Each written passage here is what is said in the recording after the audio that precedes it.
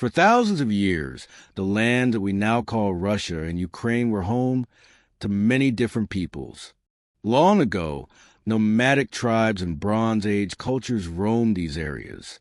These early people did not leave written records, so the main evidence of their existence comes from their graves.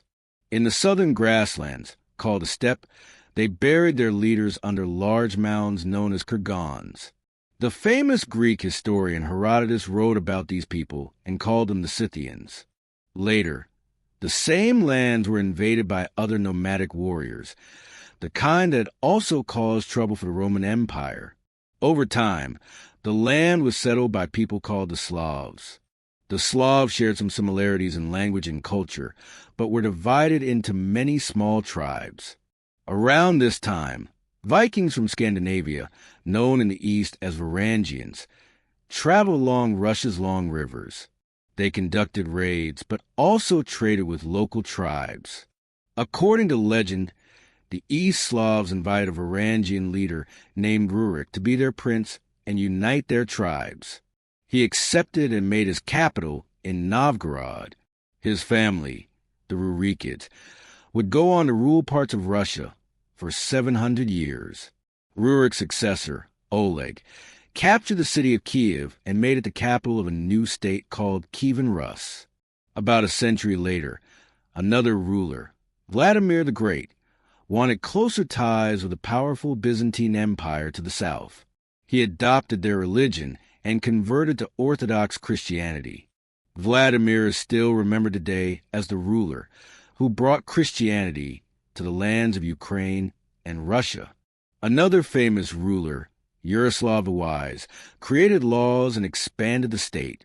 His time is often called the Golden Age of Kievan Rus, because the country became one of the most advanced and powerful states in Europe. However, after Yaroslav died, his sons fought over power. Kievan Rus broke apart into smaller, often fighting regions called principalities. During this time, a new threat came from the east. The Mongols, led by Genghis Khan, had already conquered much of Asia. They crossed the Caucasus Mountains and defeated the princes of Kievan Rus at the Battle of the Kalkar River. After some years, they withdrew, but later returned with a huge army under Batakhan. Cities that resisted the Mongols were destroyed, and many people were killed.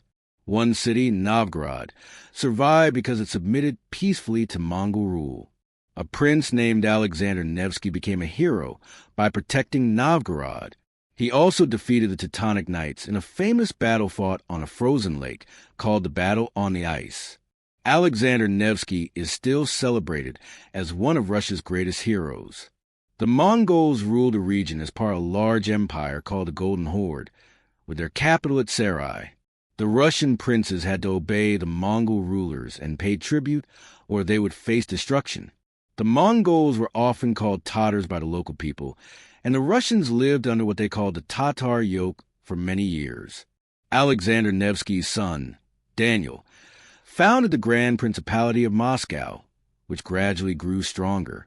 Meanwhile, the Mongols adopted Islam and became even more powerful.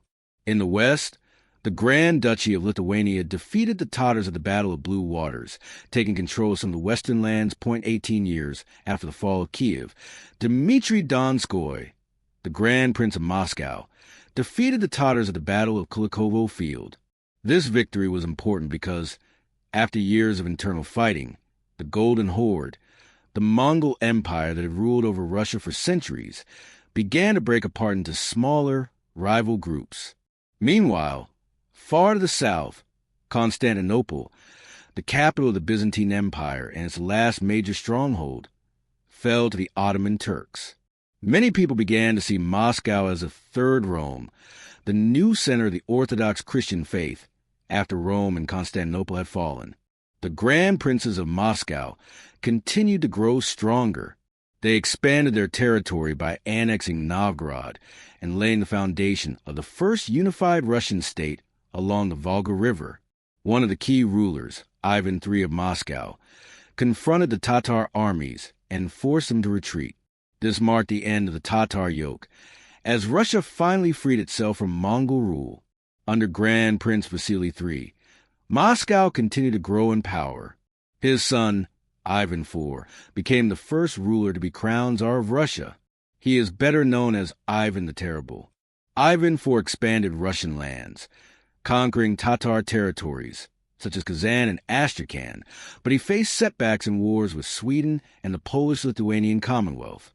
Ivan IV attempted to modernize Russia, but his reign also became known for extreme violence. Fueled by paranoia, he carried out mass executions, including of members of his own family. His son, the heir to the throne, was killed by Ivan in a fit of rage, struck with the royal scepter. Despite this, Russian forces were able to defeat raiders from the Crimean Khanate, who had even burned Moscow itself, at a battle south of the city the following year. During this time, the Cossacks, independent horsemen who lived on the open steppe, roamed freely. They were often hired by Russia or Poland as mercenaries. One famous Cossack, Yermak Timofeyevich, led the Russian conquest of Siberia, defeating the Tatars and bringing the indigenous tribes under Russian control. Russia also established Arkhangelsk, its first sea port, which connected the country to Western Europe, although it froze during the winter months. After Ivan the Terrible, his son Fedorai became Tsar, but he died without children, ending the Rurikid dynasty. Ivan's advisor, Boris Godunov, took the throne, but after his sudden death, his family was murdered, and an impostor claiming to be Ivan's son seized power. He too was soon killed. This period of instability led to the time of troubles. Russia fell into chaos as rebels and foreign armies invaded. Famine and plague killed large numbers of people. Polish troops occupied Moscow, while Swedish forces took Novgorod. For a time, the Russian state seemed to be on the verge of disappearing entirely.